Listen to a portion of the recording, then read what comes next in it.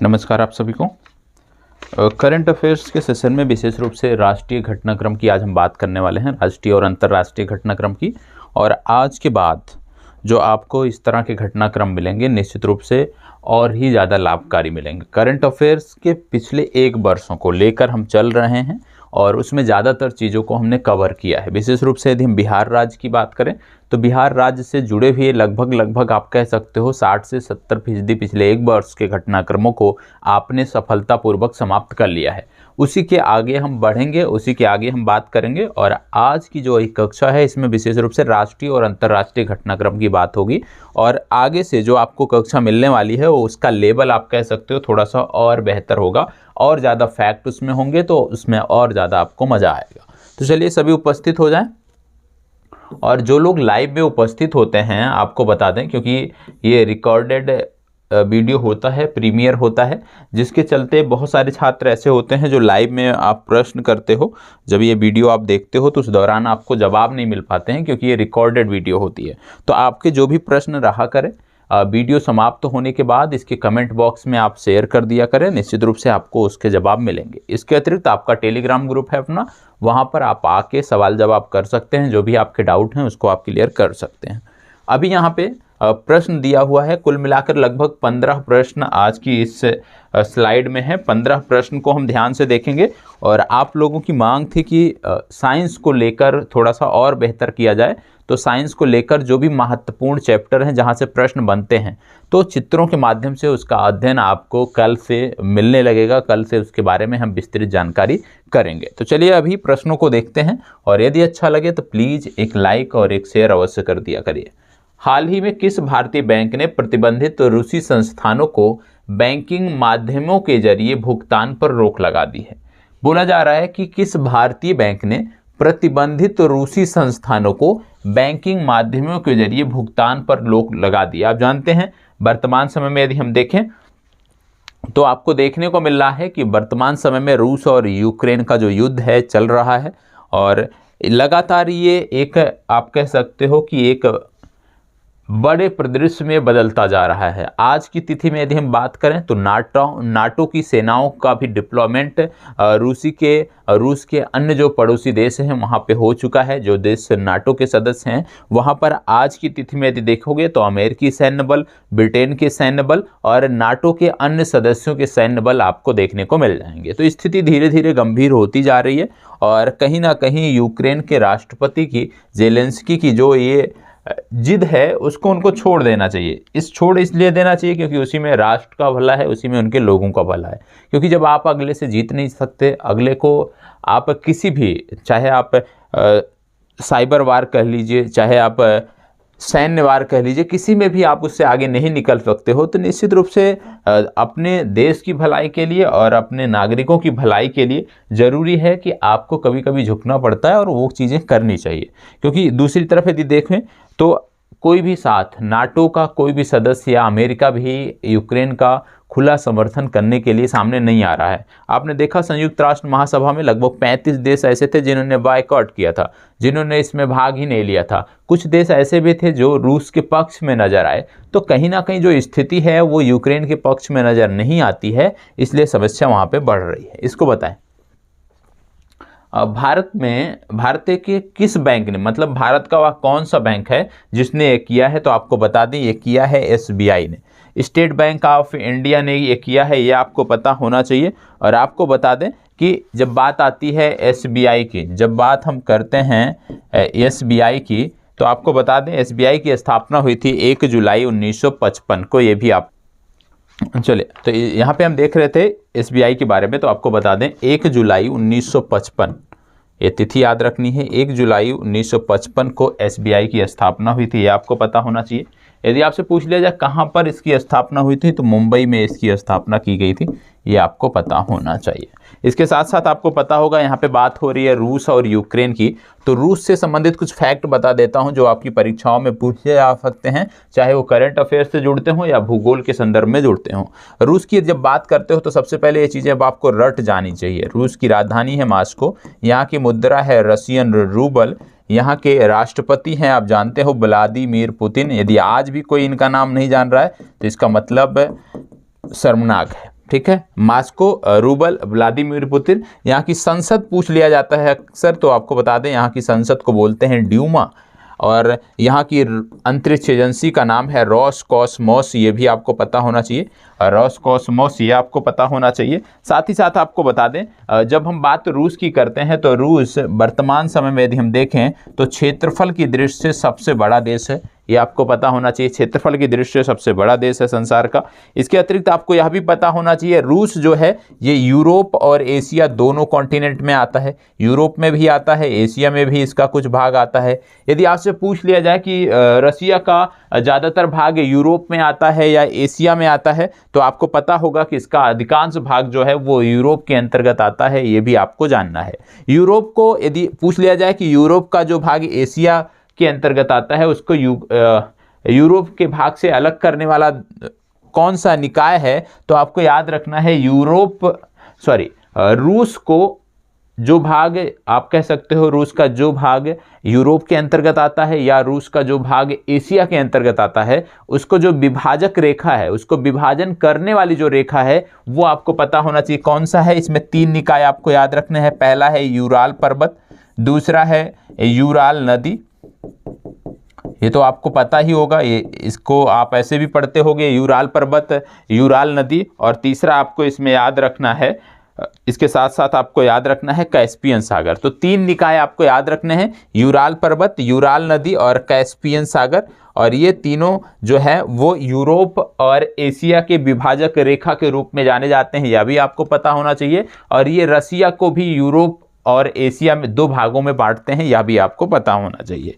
इसके साथ साथ आप जानते हो, क्योंकि रूस की बात हो रही है और यूक्रेन की बात हो रही है, तो कल मैंने आपको यूक्रेन के बारे में बोल दिया था कि कारपेथियन माउंटेन, यूक्रेन में आपको कारपेथियन माउंटेन आपको देखने को मिलता है। और ये जो कारपेथियन माउंटेन है, यहीं से 2 नदियां आपको देखने को मिलती हैं। एक का नाम था नीपर, एक का नाम था नेस्टर, ये भी आपने पढ़ा होगा। एक का नाम था नीपर और एक नदी का नाम है नेस्टर, ये दोनों भी आपने देखा होगा। तो नीपर और नेस्टर 2 नदियां हैं, ये भी आपको पता होना चाहिए। तो कहने का मतलब है, जितनी जानकारी इस कॉन्टिनेंट का मैप आप ओपन कर लीजिए और जितना भी फैक्ट आप देख सकें प्राकृतिक मैप ओपन करके, उतना याद करने का प्रयास करो। क्योंकि कहीं ना कहीं यदि आपकी परीक्षा में विश्व भूगोल से प्रश्न बनेगा, यदि आपकी परीक्षा में एक भी प्रश्न विश्व भूगोल से बनेगा, तो निश्चित रूप से वो रसिया से ही होगा या यूरोप या एशिया कॉन्टिनेंट से ही होगा। ठीक है, चलिए अब बढ़ते हैं और देखते हैं अगला प्रश्न। प्रश्न संख्या 2 को हम देखते हैं। तो याद रखना है कि रूस जो है वो महत्वपूर्ण हो जा रहा है आपकी परीक्षा के लिए। दूसरा प्रश्न यहाँ से ध्यान में देखना है, क्या बोला जा रहा है इसमें बोला जा रहा है, किस आईआईटी की तरफ से national mission for clean Ganga के पूर्व महानिर्देशक राजीव रंजन मिश्रा को गंगा पुनरुद्धार पुरस्कार 2021 से सम्मानित किया गया।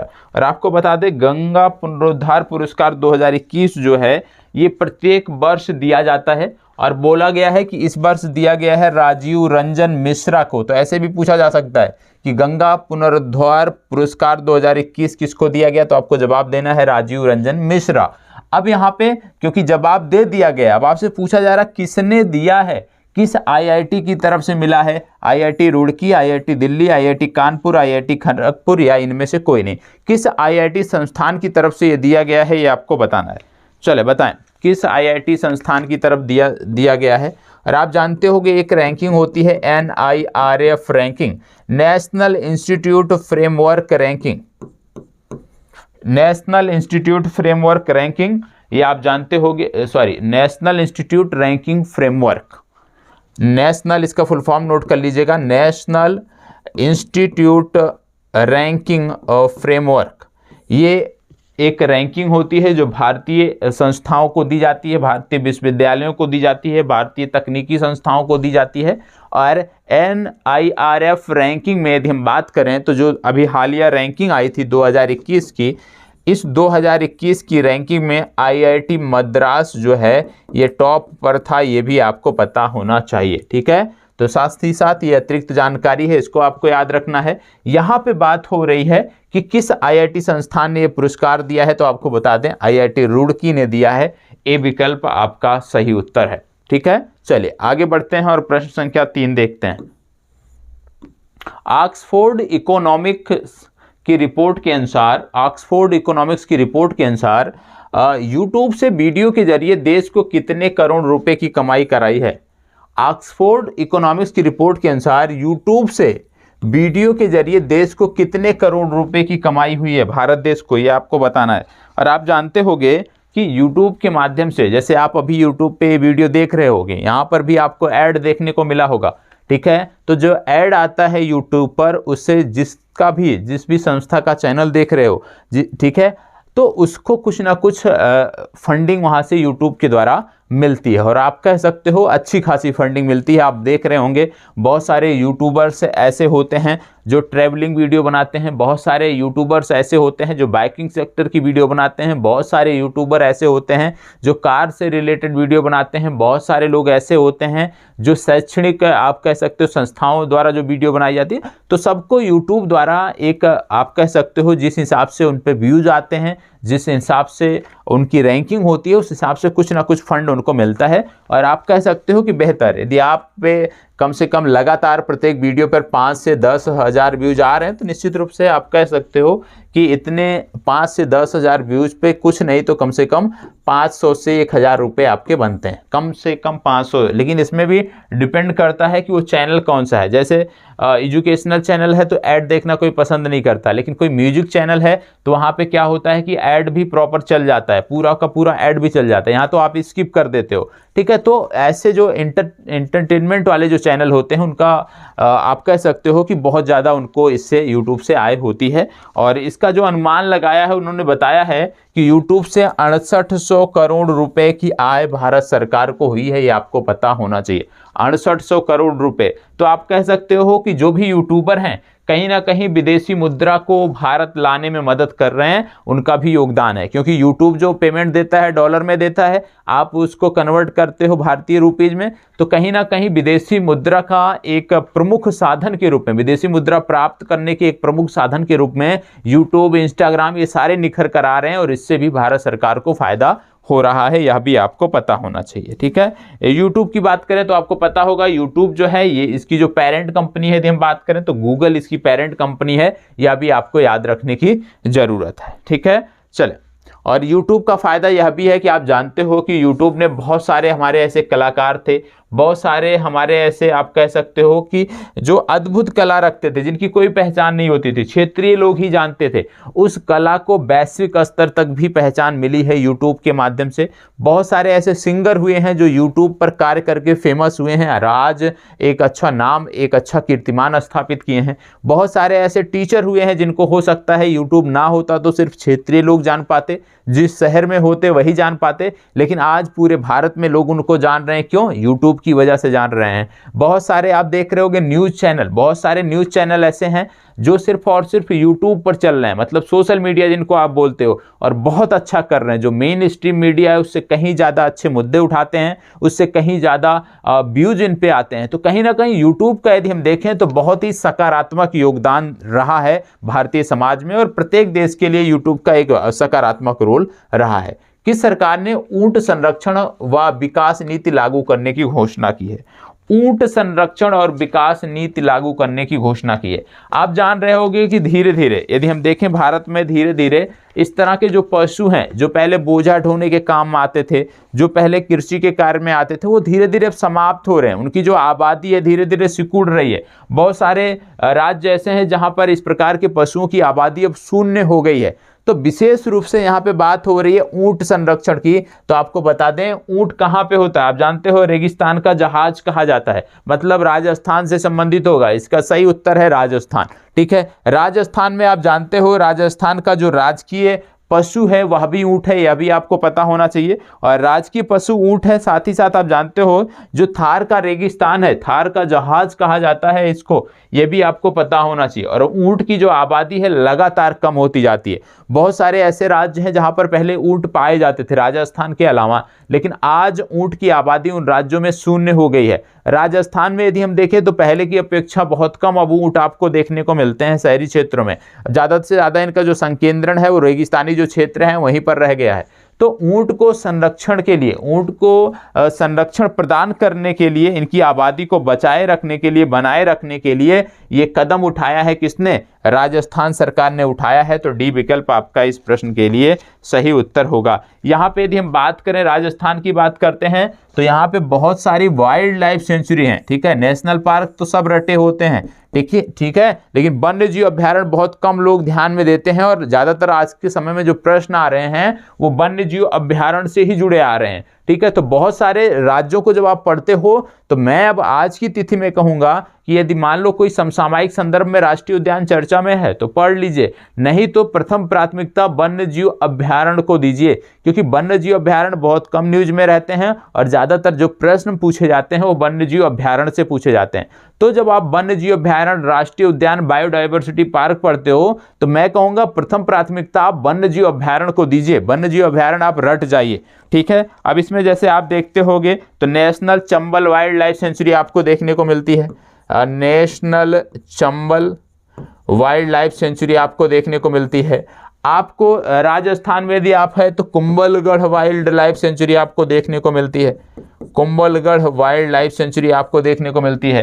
राजस्थान में यदि आप भ्रमण कर रहे हो तो आपको Jawahar Sagar wild life sanctuary आपको देखने को मिलती है। तो इस तरह से 8 से 10 वाइल्ड लाइफ सेंचुरी हैं राजस्थान की, और आपकी जिम्मेदारी बनती है, क्योंकि आपके पास कोई ना कोई पुस्तक तो होगी, कोई ना कोई पुस्तक तो होगी, कम से कम पर्यावरण की परीक्षा वाणी तो होगी, अवश्य होगी। और यदि है तो आपकी जिम्मेदारी है कि राजस्थान के जितने भी वाइल्ड लाइफ आप कह सकते हो सेंचुरी हैं, जितने भी वन्य जीव अभ्यारण्य हैं, उनको इस वीडियो के समाप्त होने के बाद आप कमेंट बॉक्स में मेंशन करोगे, ठीक है। राजस्थान से जुड़े हुए जितने भी वाइल्ड लाइफ सेंचुरी हैं सभी को मेंशन करना है, ठीक है। आप लोग बहुत इस चीज़ों पे बहुत कम ध्यान देते हो, कमेंट नहीं करते हो आप, ठीक है, होमवर्क नहीं करते हो। तो प्लीज़ आपकी जिम्मेदारी है, आप जितने भी राजस्थान के वाइल्ड लाइफ सेंचुरी हैं उन सब को आप कमेंट बॉक्स में बताओगे।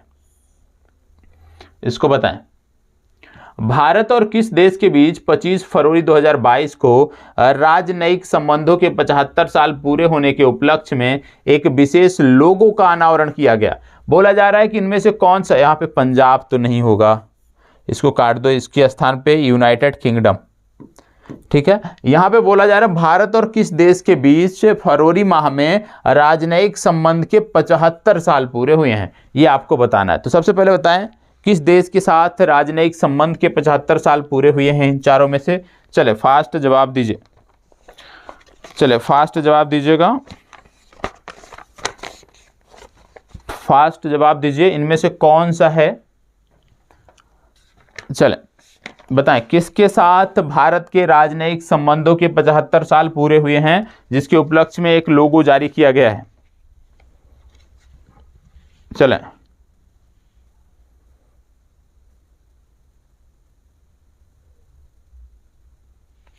चले बताएं, फास्ट जवाब दीजिए।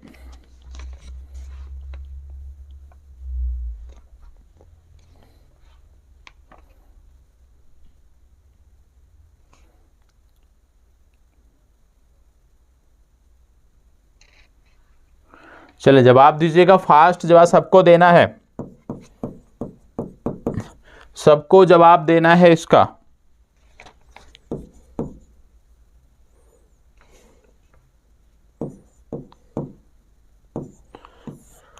चले, ये है देश, वह देश है जहां पे नाटो का हेडक्वार्टर है, और नाटो इन दिनों चर्चा में है, आप जानते हैं, ठीक है। तो नाटो का हेडक्वार्टर आपको देखने को मिलता है ब्रुसेल्स में, ठीक है। और ब्रुसेल्स जो है ये बेल्जियम की राजधानी है। तो इसका जवाब क्या होगा? बेल्जियम नहीं दिया हुआ है, मतलब इनमें से कोई नहीं। तो याद रखिएगा ये देश है बेल्जियम, जिसके साथ भारत के 75 वर्ष राजनयिक संबंधों के पूरे हुए हैं। अब बात हो रही है नाटो की, तो नाटो का फुल फॉर्म आपसे पूछा जा सकता है वर्तमान संदर्भों में। नाटो का फुल फॉर्म होता है North Atlantic Treaty Organisation, North Atlantic Treaty Organisation. और नाटो की यदि बात करें तो वर्तमान समय में आपको देखने को मिलता है कि कुल 30 देश नाटो के सदस्य हैं, ठीक है। और नाटो जो है एक प्रकार का आप कह सकते हो सैन्य गठबंधन है, ठीक है, सैन्य गठबंधन है। इसमें विशेष रूप से जो देश शामिल हैं उनमें किसी एक देश पर यदि कोई हमला होता है तो ये माना जाएगा कि पूरे नाटो पर हमला हुआ है और एक प्रकार का ये सैन्य गठबंधन है। और यूक्रेन पे जो आज रसिया हमला कर रहा है, कहीं ना कहीं यूक्रेन ने रुचि दिखाई थी नाटो से जुड़ने की, और जो यूक्रेन ने नाटो से जुड़ने की रुचि दिखाई थी उसी के प्रत्युत्तर में रसिया ने जवाब दिया है। और जवाब देना भी एक प्रकार से देखें उसकी व्यवस्था है। क्यों? क्योंकि यदि यूक्रेन के साथ उसका विवाद है और यूक्रेन यदि नाटो से जुड़ जाता है तो इसके भविष्य में क्या होगा कि यदि रसिया किसी भी बात को लेकर यूक्रेन से कोई भी उसकी विवाद होता है तो कहीं ना कहीं पूरा नाटो से उसको उलझना पड़ेगा। और रसिया नहीं चाहता कि जो उसके पड़ोसी देश हैं जिसके साथ उसके विवाद हैं वो नाटो से जुड़े। तो ये आपको पता होना चाहिए। इसके साथ साथ आपको बता दें, एक आपने देखा था कि यूक्रेन की जब बात आ रही थी तो आपने देखा कि रूस ने यूक्रेन के एक परमाणु संयंत्र पर हमला किया था और उसको लेकर ये काफ़ी विवादित भी रहा था। तो ये भी आपको याद आना चाहिए। ठीक है, ज़पोरिजिया ये नाम है, ज़पोरिजिया ये न्यूक्लियर पावर प्लांट है यूक्रेन का जहां पर हमला किया गया था रूस के द्वारा। तो इसको भी याद रखना है। ज़पोरिजिया न्यूक्लियर पावर प्लांट कहां पर है? यूक्रेन में पड़ता है। यह भी आपको याद रखने की आवश्यकता है। इसको बताएं, भारतीय प्रतिभूति एवं विनिमय बोर्ड का नया चेयरपर्सन किसे नियुक्त किया गया? बहुत ही महत्वपूर्ण प्रश्न है। बताएं, पहली बार किसी निजी क्षेत्र के व्यक्ति को इस महत्वपूर्ण पद पर नियुक्त किया गया है। अभी तक अजय त्यागी जो थे वो इसके प्रमुख थे। अब यहाँ पे एक महिला को नियुक्त किया गया है और वो भी निजी क्षेत्र की महिला को, पहली बार ऐसा हुआ है। और इनका नाम है माधवी पुरीबुच। इनका नाम आपको याद रखना है, माधवी पुरीबुच। ए विकल्प इस प्रश्न के लिए सही उत्तर है। चले इसको बताएं, भारत के स्टार निशानेबाज सौरभ चौधरी ने इस साल के पहले ISF विश्व कप में पुरुषों की 10 मीटर एयर पिस्टल स्पर्धा में कौन सा पदक जीता है? बताएं। सबसे पहली बात यहाँ पे बात हो रही है ISSF। किसकी बात हो रही है? ISSF। इसका मतलब क्या है? International shooting sport federation. याद कर लीजिएगा, international shooting sport federation ISSF आपको याद रखना है। और याद रखना है कि सौरभ चौधरी की बात हो रही है। सौरभ चौधरी आते हैं उत्तर प्रदेश के। उत्तर प्रदेश का एक स्थान है मेरठ, जहां से सौरभ चौधरी बिलोंग करते हैं। और जब मेरठ की बात करते हैं तो आपको एक वाइल्ड लाइफ सेंचुरी याद आनी चाहिए जो वर्तमान समय में डॉल्फिन के लिए प्रसिद्ध है। नाम है Hastinapur, Hastinapur wild life sanctuary. और हस्तिनापुर वाइल्ड लाइफ सेंचुरी की यदि हम बात करें, चले तो ISSF international shooting sport federation की बात हो रही है। और हमने बताया कि सौरभ चौधरी उत्तर प्रदेश के मेरठ से संदर्भित हैं। और हस्तिनापुर वाइल्ड लाइफ सेंचुरी ये आपको मेरठ में देखने को मिलती है, ये आपको पता होना चाहिए। और हस्तिनापुर वाइल्ड लाइफ सेंचुरी की जो हम बात करते हैं, क्यों बोलते हैं? क्योंकि देश का पहला डॉल्फिन ब्रीडिंग सेंटर यहाँ पे बन रहा है। देश का पहला डॉल्फिन ब्रीडिंग सेंटर, ठीक है, देश का पहला डॉल्फिन ब्रीडिंग सेंटर यहाँ पे बन रहा है, ये आपको पता होना चाहिए। इसके साथ साथ आपको बता दें, डॉल्फिन रिसर्च सेंटर की यदि हम बात करें देश के, तो आपको पटना में देखने को मिलता है। और जैसे ही हम बिहार पहुँचते हैं तुरंत आपको पहुँचना चाहिए भागलपुर। क्यों पहुंचना चाहिए भागलपुर? क्योंकि भागलपुर में विक्रमशिला गैंगेटिक डॉल्फिन अभ्यारण्य आपको देखने को मिलता है। और जब हम डॉल्फिन की बात करते हैं तो आपको पता होगा कि 5 अक्टूबर को राष्ट्रीय डॉल्फिन दिवस मनाया जाता है। और 5 अक्टूबर को जो राष्ट्रीय डॉल्फिन दिवस मनाया जाता है ये विशेष रूप से गंगा नदी डॉल्फिन के लिए है, गैंगेटिक डॉल्फिन के लिए है, ये आपको पता होना चाहिए। और आपको बता दें कि 5 अक्टूबर को इसलिए मनाया जाता है क्योंकि 5 अक्टूबर वर्ष 2009 को डॉल्फिन को जलीय जीव घोषित किया गया था, भारत का जलीय जीव घोषित किया गया था। इसीलिए प्रत्येक वर्ष 5 अक्टूबर को हम इसको मनाते हैं, ये भी आपको पता होना चाहिए। डॉल्फिन की यदि हम बात करें तो भारत में 3 तरह की डॉल्फिन मिलती हैं। एक है सिंधु नदी डॉल्फिन, एक है गैंगेटिक डॉल्फिन, और एक तीसरी आपको जो देखने को मिलती हैं वो आपको देखने को मिलती हैं इरावदी डॉल्फिन। तो ये तीनों के तीनों आपको पता होना चाहिए, ठीक है। इसके साथ साथ आपको बता दें, क्योंकि बात हो रही है यहाँ पे सौरभ चौधरी की, तो सौरभ चौधरी ने यहाँ पे स्वर्ण पदक जीता है। ए विकल्प आपको सही होना चाहिए, ए विकल्प आपका सही उत्तर है। यदि आपसे पूछ लिया जाए कि ISSF international shooting sport federation जो है उसका हेडक्वार्टर कहाँ पे देखने को मिलेगा, तो इसका हेडक्वार्टर देखने को मिलता है म्यूनिख में, ये आपको पता होना चाहिए। ठीक है, इसका हेडक्वार्टर कहाँ पे है, इसका हेडक्वार्टर म्यूनिख में है, ये आपसे पूछा जा सकता है। म्यूनिख कहाँ पे है, म्यूनिख आपको जर्मनी में देखने को मिलता है। अब एक प्रश्न यहाँ से और बन सकता है कि ISSF जो है इसका जो वर्तमान समय में जो गेम चल रहे हैं ये कहाँ पे हो रहे हैं, तो आपको बता दें ये गेम चल रहे हैं कायरो में। अब आपको कमेंट बॉक्स में बताना है कि कायरो किस देश के अंतर्गत आता है, कायरो कहाँ पर पड़ता है, ये आप कमेंट बॉक्स में बताओगे। इसके साथ साथ आपको बता दें भारत की 3 और शूटर हैं, एक का नाम है राही सरनोबत, एक का नाम है ईसा सिंह और एक तीसरी है जिनका नाम है रिथम सांगवान। इन तीनों ने मिलकर 25 मीटर की प्रतिस्पर्धा में जो है वो गोल्ड पदक जीता है, गोल्ड मेडल जीता है, टीम इवेंट में जीता है, यह भी आपको पता होना चाहिए। तो अभी ISSF जो ये शूटिंग चैंपियनशिप चल रही है ये समाप्त हो जाए, इसके बाद जितने भी पदक रहेंगे, जितने भी खिलाड़ी हमारे रहेंगे जिन्होंने बेहतर किया है उनके बारे में हम बात करेंगे। केंद्रीय ग्रामीण विकास और पंचायती राज मंत्री गिरिराज सिंह ने मनरेगा के लिए किस ऐप को लॉन्च किया है, बताएं। मनरेगा के लिए किस ऐप को इन्होंने लॉन्च किया है ये आपको बताना है। लोकपाल ऐप, हिम्मत ऐप, पंचायत ऐप, विकास ऐप, बताएं इनमें से कौन से ऐप को इन्होंने लॉन्च किया है ये आपको बताना है। जवाबदेही और पारदर्शिता लाने के लिए ये ऐप है तो कौन सा है ये आपको बताना है। चलें आपको बता दें ये है लोकपाल ऐप, ये विकल्प आपका सही उत्तर है। ठीक है, चलिए आगे बढ़ते हैं।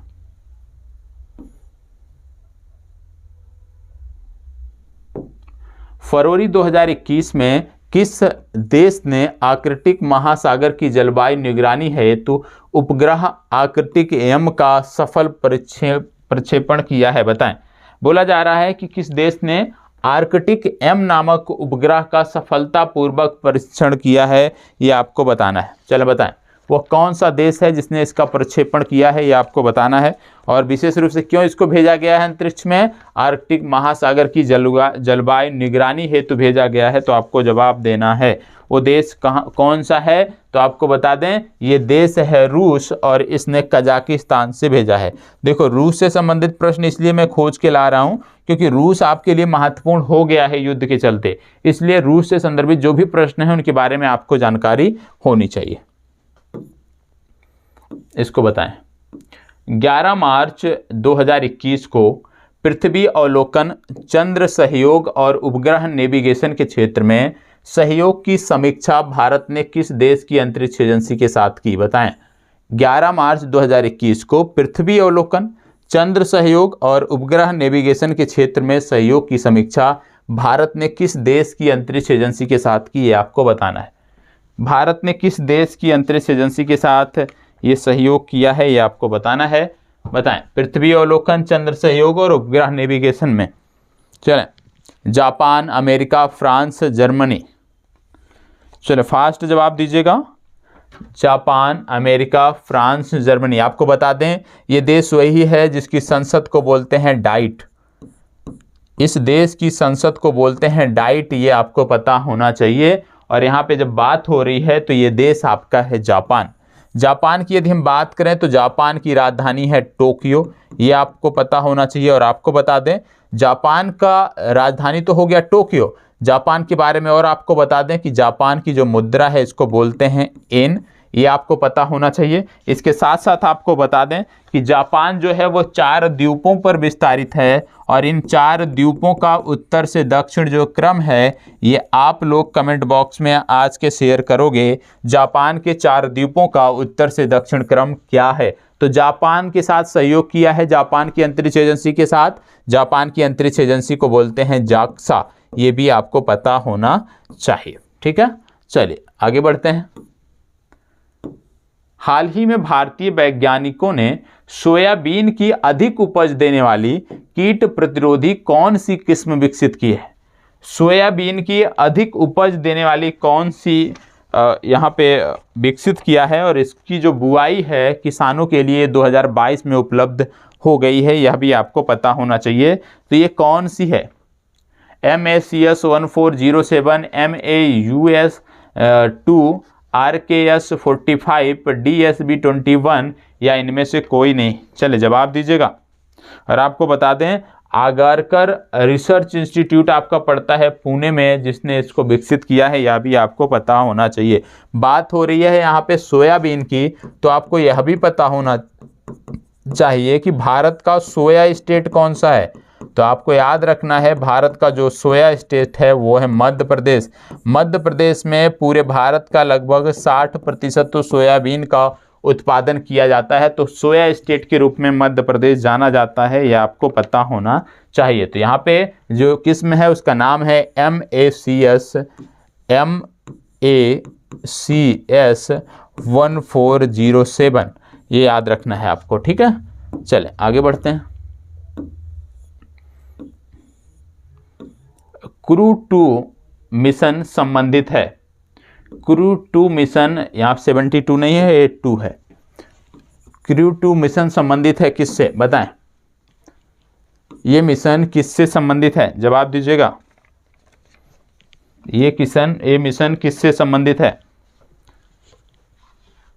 चीन द्वारा शुक्र ग्रह पर रोवर भेजने स्पेसएक्स द्वारा नासा का है, या वाणिज्यिक क्रू कार्यक्रम के अंतर्गत है, या इनमें से कोई नहीं? बताएं, फास्ट जवाब दीजिएगा।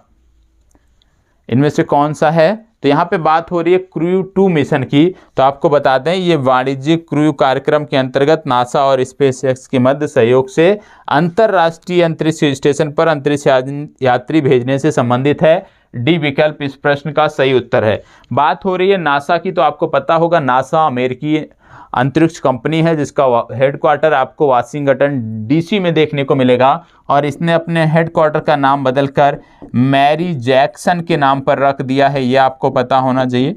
वहीं दूसरी तरफ जब स्पेस एक्स की आप बात करते हो तो एक रॉकेट आप पढ़ते होगे हमेशा, जिसको मैंने बताया है कई बार, फॉल्कन रॉकेट। तो फॉल्कन का जो रॉकेट है वो स्पेस एक्स का रॉकेट है, और स्पेस एक्स अमेरिका की एक निजी अंतरिक्ष कंपनी है। अमेरिका में एक कंपनी और अक्सर पूछी जाती है जिसका नाम है ब्लू ओरिजिन, और ब्लू ओरिजिन भी एक अंतरिक्ष कंपनी है, निजी अंतरिक्ष कंपनी अमेरिका की, यह भी आपको याद रखना है। तो स्पेस एक्स हो गया, ब्लू ओरिजिन हो गया, ये दोनों की दोनों कंपनियां आपको याद रखनी है, ठीक है।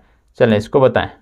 हाल ही में भारत में किस संस्थान द्वारा हेलीकॉप्टरों के लिए सिंगल क्रिस्टल ब्लेड तकनीक विकसित की गई है? सिंगल क्रिस्टल ब्लेड तकनीक किसके द्वारा विकसित की गई है, ये आपको बताना है। चले बताएं, किसके द्वारा ये विकसित की गई है, ये आपको बताना है। फास्ट जवाब दीजिए। चले बताएं किसके द्वारा विकसित की गई है। ये किया है DRDO ने, Defence Research and Development Organisation. 1958 में इसकी स्थापना हुई थी, ये आपको पता होना चाहिए। और दूसरी बात आपको बता दें, इसका हेडक्वार्टर आपको दिल्ली में देखने को मिलता है, मिनिस्ट्री ऑफ डिफेंस के अंतर्गत ये आती है, ये भी आपको पता होना चाहिए।